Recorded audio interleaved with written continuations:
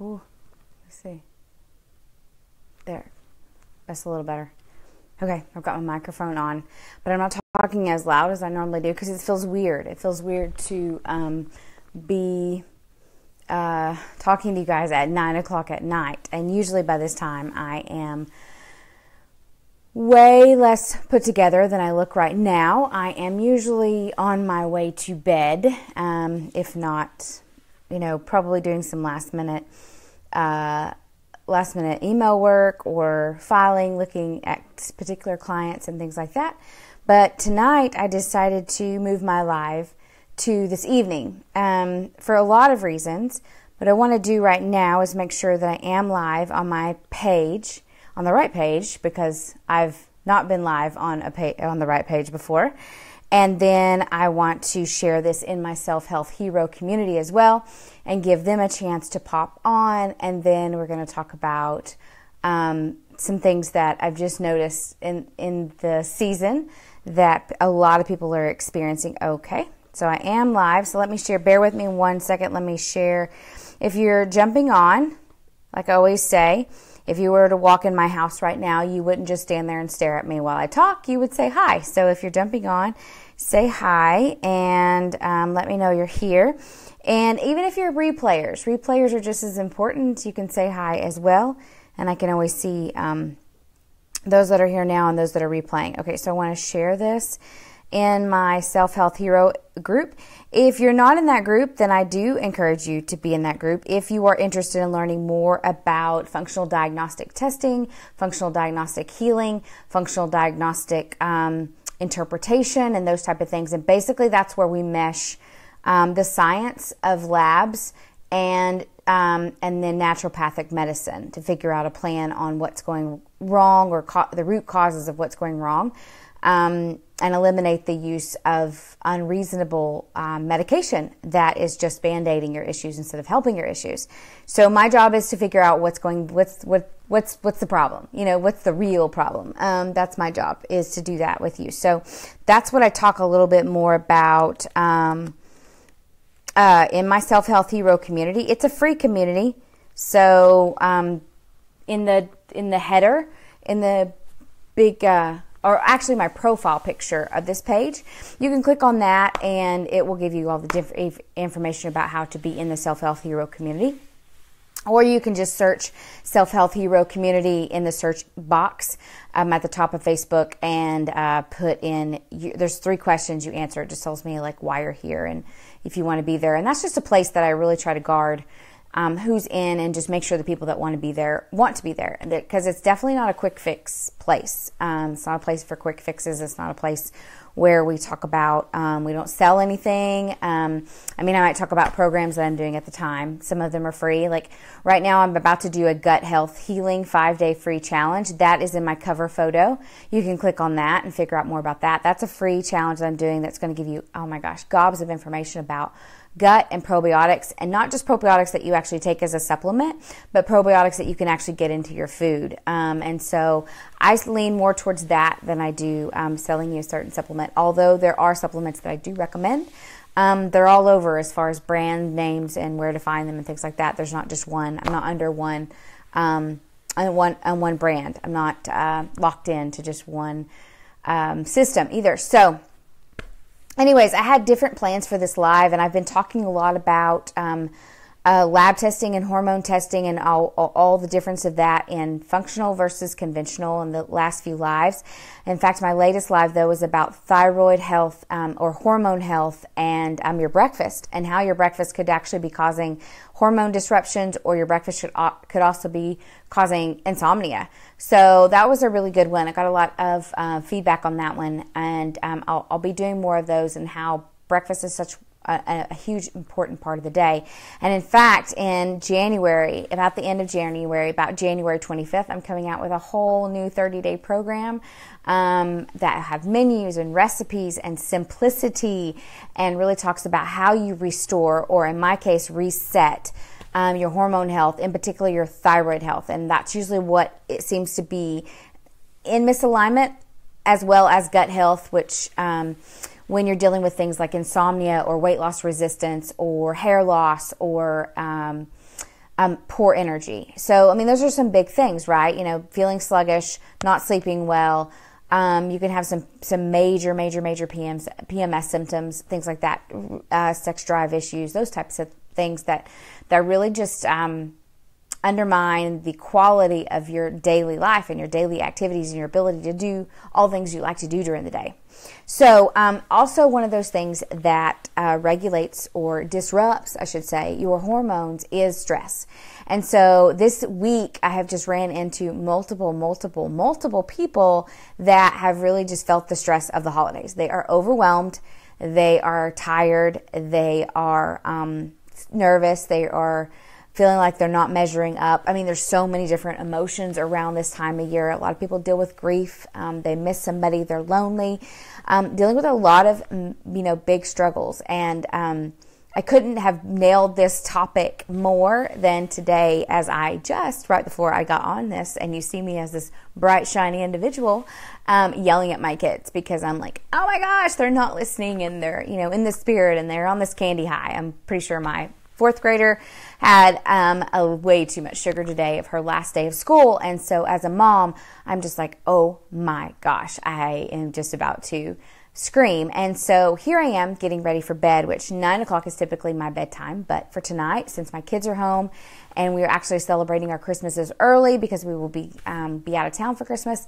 So we, it's been crazy.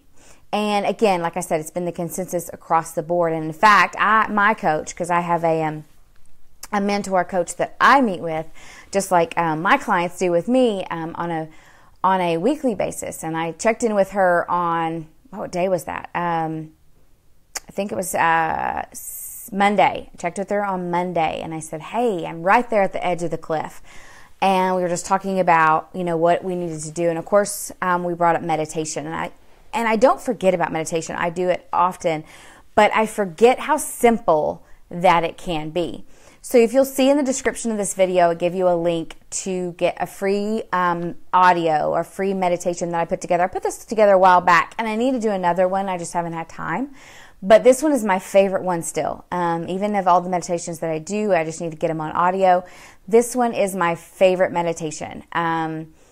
I just enjoy it. It's got some visionary with it. It's very short. It's like 10 minutes long. It brings me back to a state of peace and a state of gratitude. What I run into with meditation is for people that think that it's very woo-woo-y and that it's separate, or it's either separate from religion or it's tied to one religion, which is absolutely so not true.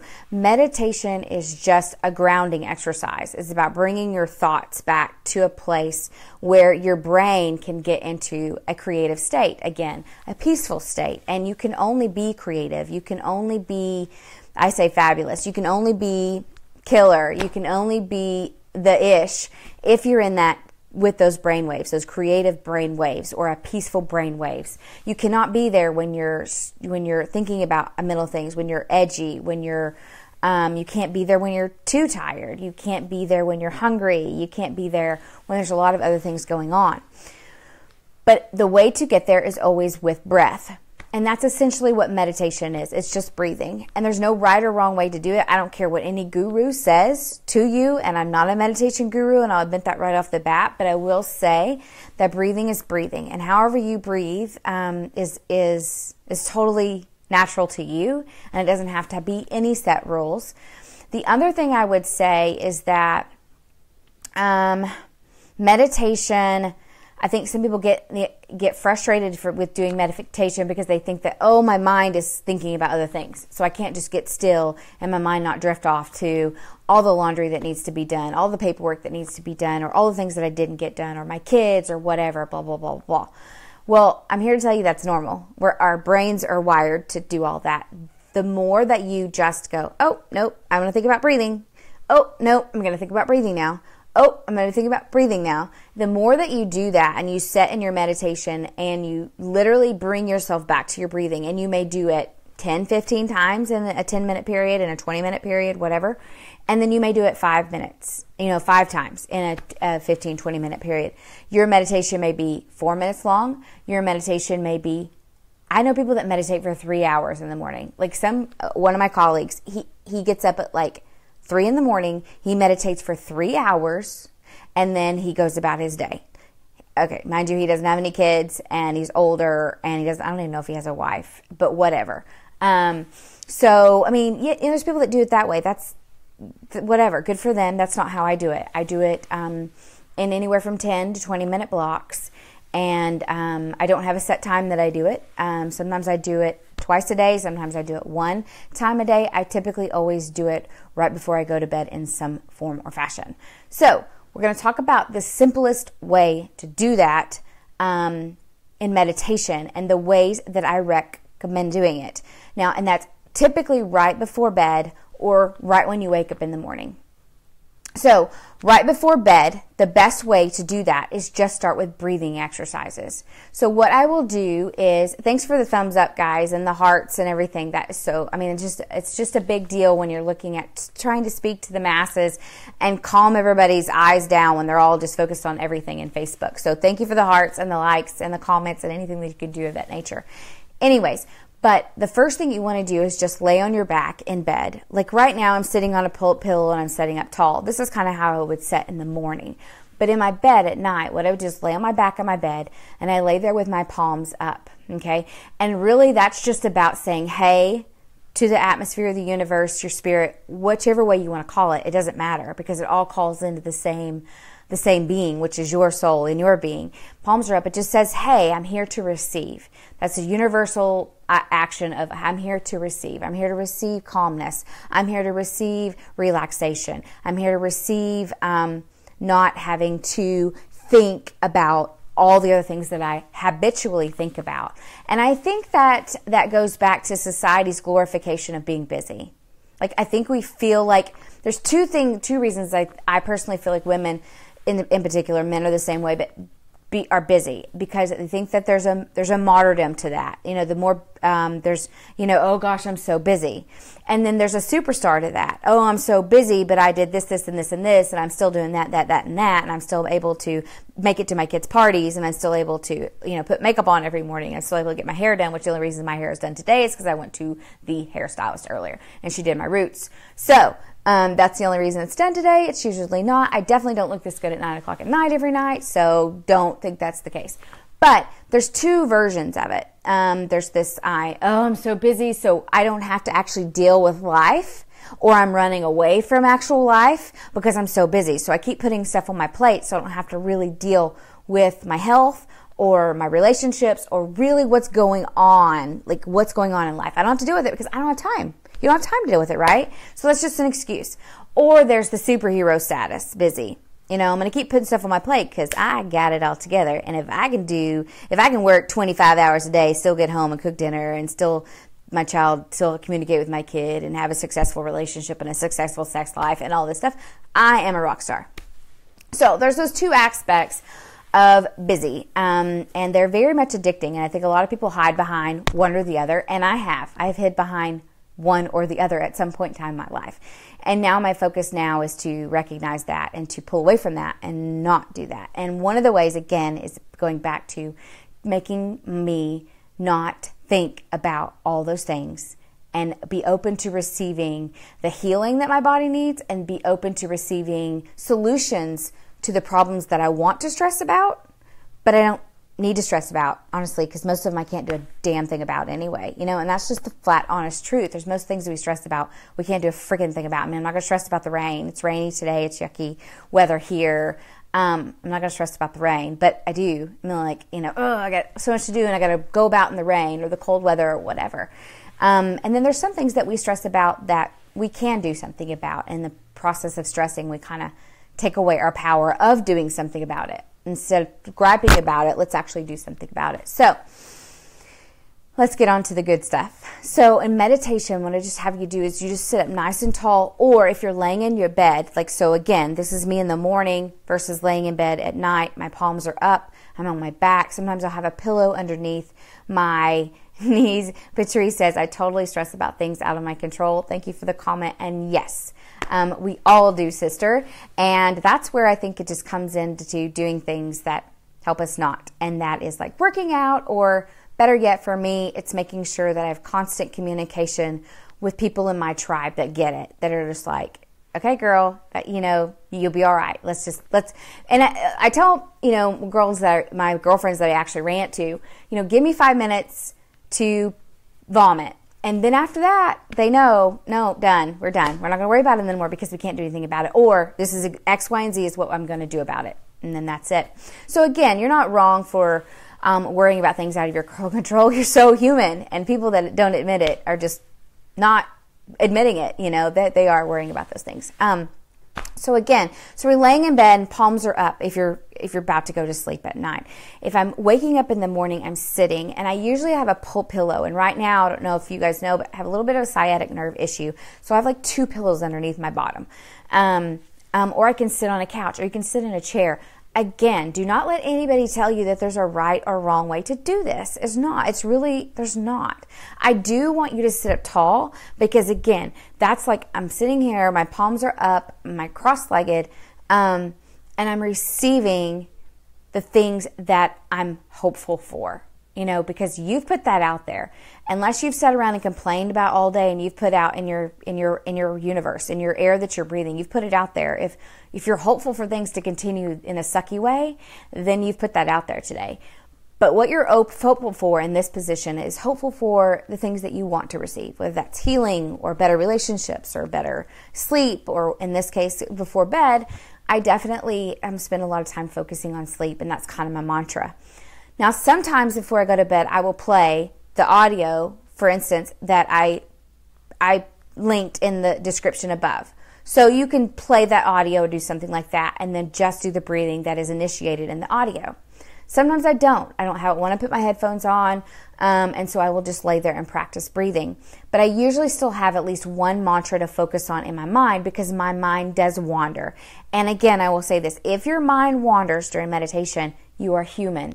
So unless you're not human, which then you're a weirdo and you're on this live and you shouldn't be, if you're human, your mind is going to wander. The act or the habit that you're trying to create here is bringing your mind back each time. And it's just like a toddler that wants to stick something in the light socket. That's exactly what you're doing in your mind. Nope, come on, let's go back over here, because this is what's going to be healthy, and this is what's going to be good for you. So you just want to keep your mind come back. That for me, it's not everybody, but that for me is a mantra. So it just depends on what it is. Sometimes it's several mantras. Sometimes it's just one saying that I repeat over and over again. If you're just starting out, pick one, and it could be super simple. Is that I receive the ability to relax and have a good night's sleep. I receive the ability to relax and have a good night's sleep. I receive the ability to relax and have a good night's sleep. I am someone who sleeps well. Sleeping comes easily to me. A good night's sleep, I master a good night's sleep with ease. Those are all simple statements that you can make. Sometimes I will use all of those. I tend to not complicate it at all. So then I'm laying there in bed. This is my nighttime meditation, and I'm in my mind to myself, and I will take a deep breath in. My eyes are closed. I take a deep breath in. I do it through my nose. A lot of people will exhale through their nose. I exhale in a sigh, almost like a Darth Vader sigh, out into my chest and push it out. You can inhale and exhale however you freaking want to. I mean, it's just about the depth of it. And in fact, there are 2 ways you could do a shallow, quick breath. And this is one of the ones I do practice in the morning, and it's one of the ones that I practice if I'm dealing with an anxiety issue. If I'm really anxious, I'm really frustrated, if I'm really at the height of a situation, then I'll do short breaths in and out my nose. I know it sounds silly, but it is. And for 30, and I count 30 of those. And then I will go into the deep breath that I'm going to show you now. Either way, my nighttime meditation, I'm laying there, and I take a deep breath. My eyes are closed. All the way, and you're going to feel your rib cage expand. You don't necessarily, I mean, your chest is going to rise, but you really want to feel your rib cage expand, okay? Inhale, and I try to do it for 5 seconds. It could be 8 seconds. It could be 3 seconds. It doesn't matter once again. Inhale, and then I'm going to hold that. 1, 1,000, 2, 1,000, 3, 1,000, 4, 1,000, 5.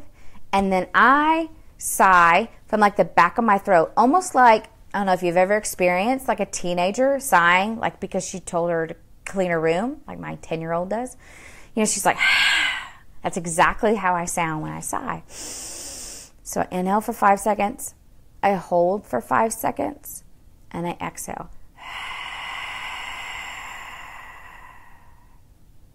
Hold for 5 seconds. Inhale for 5 seconds.